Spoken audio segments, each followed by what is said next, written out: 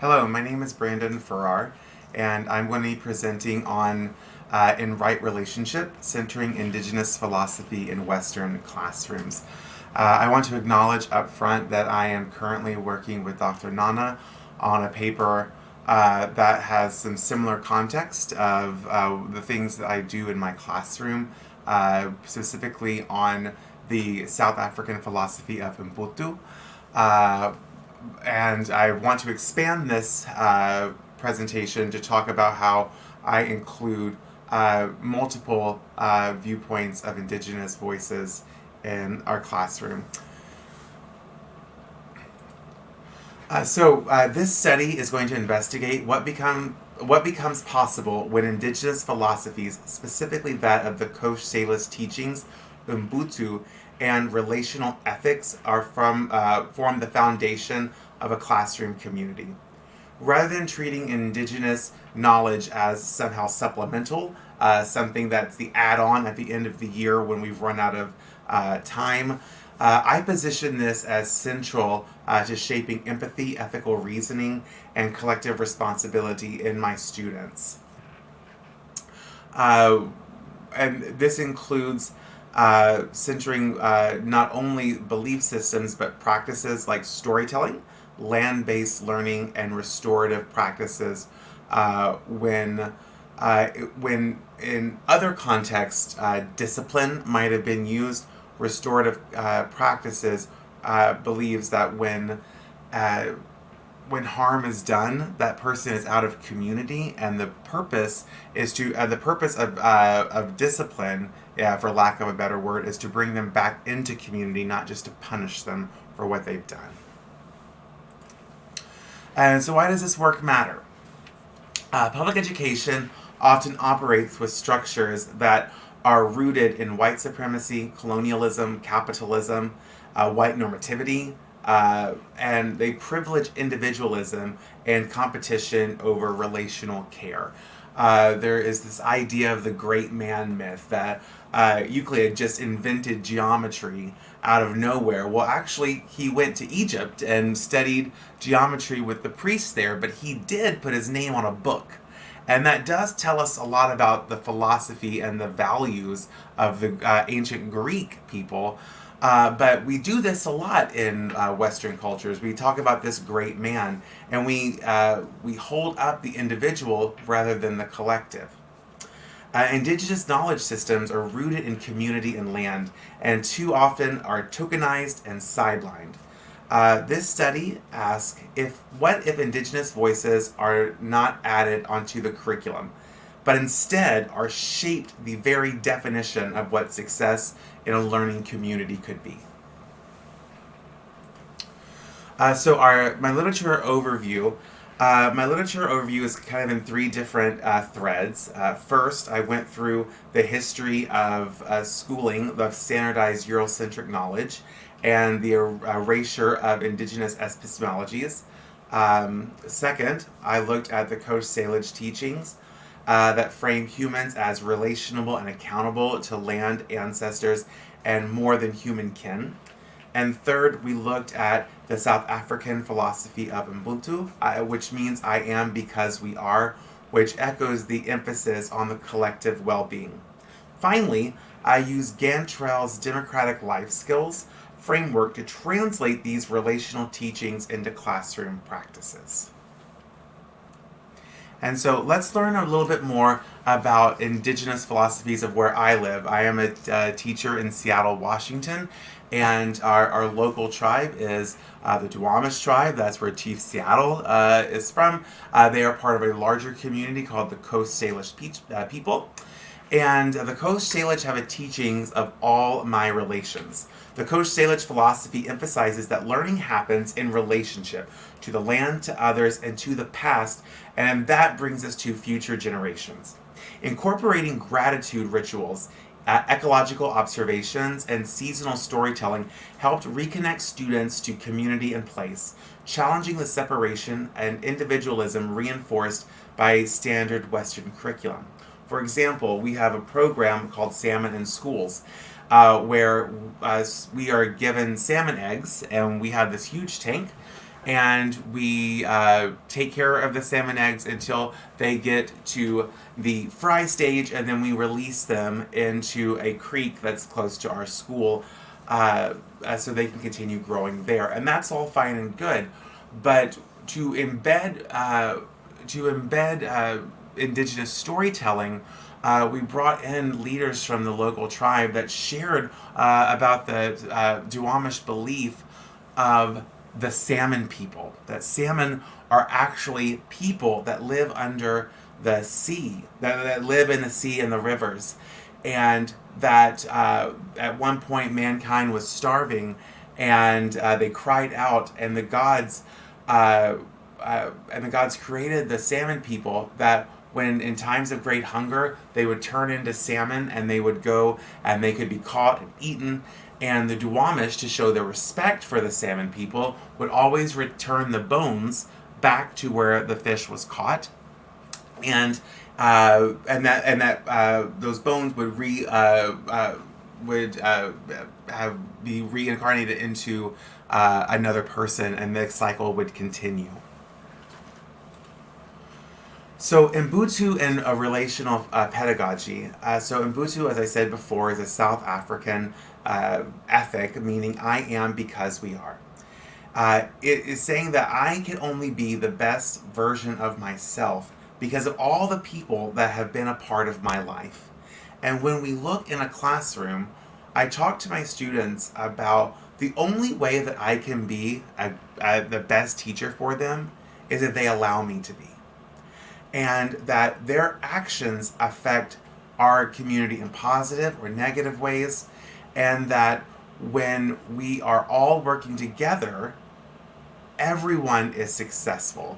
And so we frame this idea of empathy and thinking about others in collective care and in ethical decision making, where we have to start thinking about what are our wants, which are important, but we have to balance that with what are the classroom's needs. And even in the second grade that I teach, I want them thinking about their want versus the classroom's need, and balancing those things. We talked about thinking with our heads and our hearts.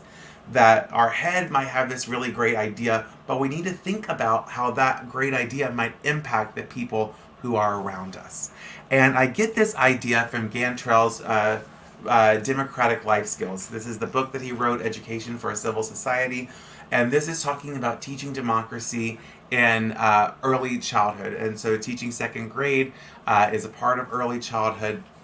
And so the big ideas of the democratic life skills are acceptance and belonging, non-hurting emotional expression, cooperative problem solving, respecting differences, and ethical reasoning. And so this is a sign that I have in my classroom, because the idea of Ubuntu, the idea of the Coach Salish philosophies that we talk about, can be kind of abstract. These are young children, and so how do we make this concrete? And so we look at read alouds, we look at our interactions with each other, we look at power dynamics through these 5 skills. Notice that the first 2 are about safety. These are like how I can show how I can act in a classroom that make others feel safe to be in the room. And the others are growth life skills. These are things that we will continue to work on and continue to get better at over the course of their entire lives. And so what was the research methodology for this? Well, this is a mixed method action research. I do have when doing a read aloud and kids respond, there is a qualitative aspect. We do have an Ubuntu board that you'll see a picture of in a second, where students do written responses of their understanding of what this philosophy means, and they do thematic analysis. There are audio recordings of morning meetings and read alouds, and I use those thematic relational analysis to identify how students enacted relational ethics over time. And so here's a picture of my Ubuntu board. And so you have, we talk about how all humans came out of Africa, and Africa is the center, and so our map goes out of that, and it has I am because we are. Around it are indigenous sayings from all over the world that support this concept of Ubuntu. And then you see pictures of my students with speech bubbles coming out. 3 times a year, I ask them a very simple question: what does Ubuntu mean to you? And at the first part of during the first week of school, they had a vague understanding. And so it was kind of just like, I am because we are, I'm nice to everyone, or I play with everyone, I help my friends, or I'm nice. And while that is true, one student went a little deeper. She asked her mother, who was a Laotian immigrant, and in their writing, it said, food tastes better when you're eating with people. So even early on, we saw Ubuntu resonating across cultural traditions. This also supported Gantrell's first life skill, that everyone feels a sense of belonging, that we create spaces like they did around this table where everyone feels belonging, and if everyone belongs, the food tastes better. On the 100th day of school, which is a big deal for second graders, I asked them again, and by mid-year, the vast majority of students connected Ubuntu to at least one of Gantrell's democratic skills, and nearly half identified it with 2 or more. They wrote things like, Ubuntu means you don't just say you're sorry, you fix it. One said, you invite people playing alone to join your game. And at the end of the school year, so in a few weeks, we will have this again. And it's my hope that students can connect these ideas even more, and hopefully that some will even have all 5 of Gantrell's democratic skills and their understanding of Ubuntu and the other indigenous philosophies. So I want to give you an example of a read aloud. This is one of my favorite books. It's a new book called Gibberish by Young Vo. This is a story of Dat. Dat is a Vietnamese student, and it is understood from some of the pictures that he is a refugee. And this was from 1975 Boat People, and he's a refugee, and he's going to an American school for the first time, and he doesn't understand anything. And so for him, everything is so weird that the illustrations are cartoonish. All the other people are like these black and white cartoons, and he's the only one in color. And when people are talking, it's just gibberish, characters all over the page. And as we were reading, we talked about power dynamics. And we said that because they've already had the first day of school, so who has more power in this situation? And they were looking at, well, the students do. The students have power. The teacher has more power than Dat does. And what did they do with that power? Well, most of the students ignored Dat. And so, and then one character went over to him during recess and started playing with him, and slowly but surely over time, that character went away from the black and white cartoon and started going into the full color like Dat was. And so when we were doing these read-aloud, students immediately identified the girl who befriended Dat through gestures and pictures as embodying Ubuntu. One said she acted like he already belonged, even without words. They also critically named the teacher's failure. The teacher didn't help. She just waited. That's not Ubuntu. My students thought the teacher should have been much more proactive in helping young make friendships and make connections, because as the person in the classroom with the most power, she should have done more and set an example for the other students. Importantly, the discussion did not stop with critique. Students proposed how they would have done restorative actions if this happened in our own classroom. They said that we could put Vietnamese welcoming posters in our classroom.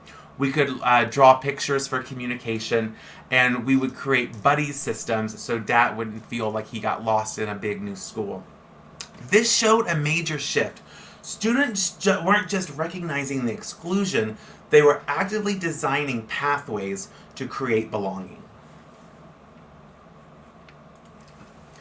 And so, key findings. Over the course of this year, because I started this the first week of school, students internalized relational Indigenous ethics over the year. They moved from compliance to collective accountability, and from basic kindness to ethical reasoning and action. Multilingual learners contributed cultural wisdom when supported through storytelling and dialogue, even when English posed challenges. Now, I want to say that context matters.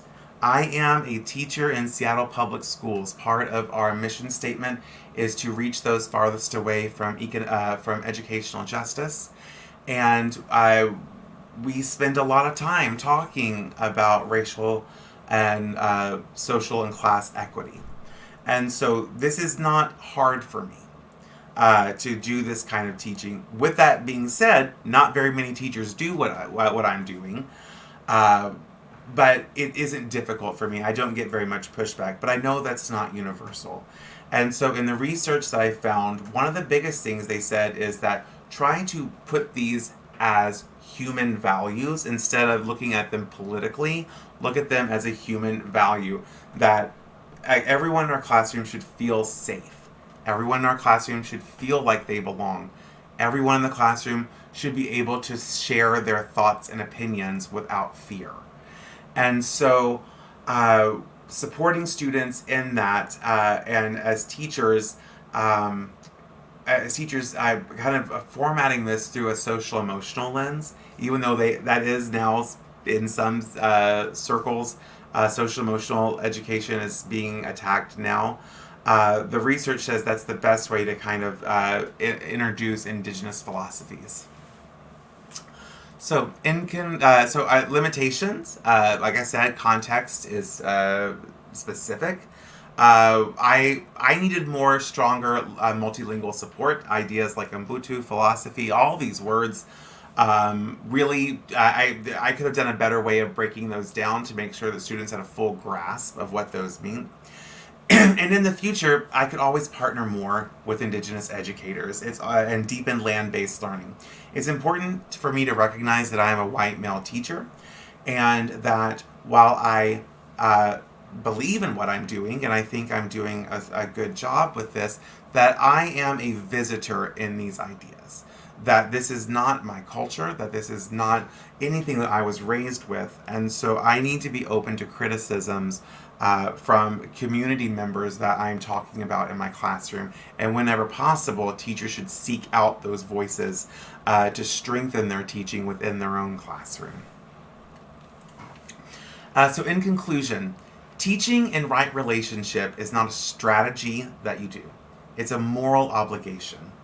When Indigenous voices guide our classrooms, students experience democracy, not as content to memorize, but as a way of living life as a community.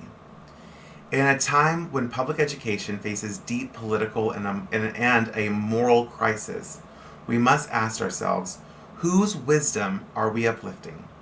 Whose humanity are we honoring? Justice demands nothing less.